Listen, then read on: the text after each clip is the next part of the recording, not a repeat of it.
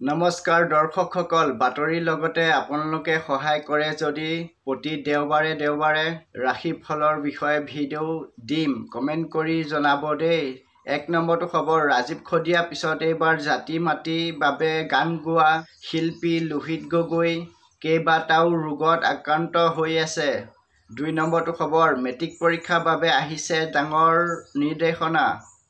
পৰীক্ষাৰ্থী আৰু পৰীক্ষানুষ্ঠানৰ বক্তীসকলৰ বাহিৰে বেলেগ লোকে প্ৰৱেশ কৰিব নোৱাৰিব স্কুলৰ বাউণ্ডৰীৰ ভিতৰত আৰু পৰীক্ষা হলৰ 100 মিটাৰ দূৰত্ব প্ৰৱেশ নিষেধ বা জুম বান্ধি থাকিব নোৱাৰিব সাধাৰণ ৰাইজে।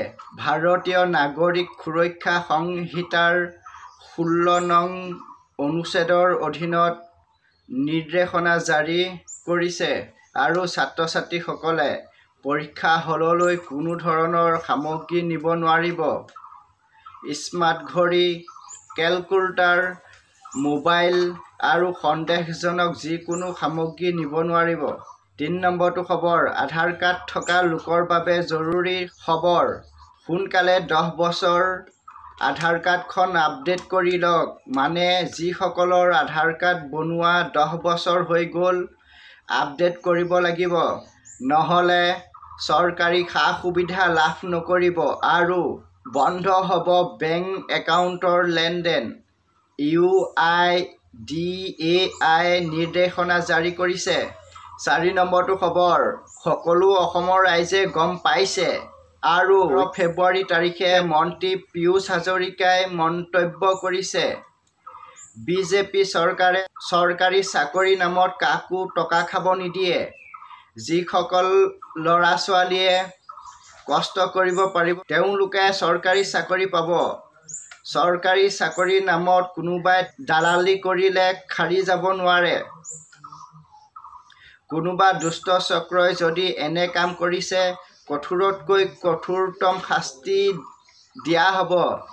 5 নম্বৰটো খবৰ, 10 ফেব্ৰুৱাৰী তাৰিখে যিসকল বৃদ্ধ পেঞ্চন, বিধৱা পেঞ্চন, দিব্যাংগ পেঞ্চন আৰু অৰুণোদয় আঁচনিৰ টকা বেংক একাউণ্টত সোমোৱা নাই, তেওঁলোকৰ বাবে চৰকাৰী হেল্পলাইন নম্বৰ দিছে 036122370054।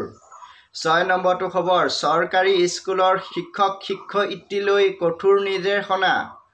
শিক্ষক-শিক্ষয়িত্ৰীয়ে শ্ৰেণীকোঠাৰ ভিতৰলৈ মোবাইল নিব নোৱাৰিব। ক্লাছৰ সময়ত ছাৰ বাইদেৱে ব্যক্তিগত কামত মোবাইল ফোন শ্ৰেণীকোঠালৈ নিয়ে। শিক্ষা সম্বন্ধীয় কামৰ বাহিৰে বেলেগ কামত শ্ৰেণীকোঠাত মোবাইল ব্যৱহাৰ কৰিব নোৱাৰিব। LP, ME, MV, হাইস্কুল, হাই ছেকেণ্ডেৰী সকলো শিক্ষক-শিক্ষয়িত্ৰীয়ে এই নিয়ম মানিব লাগিব। আজিলৈ বাতৰি ইমানেই আছিল, আৰু ভালকৈ বনাবলৈ চেষ্টা কৰি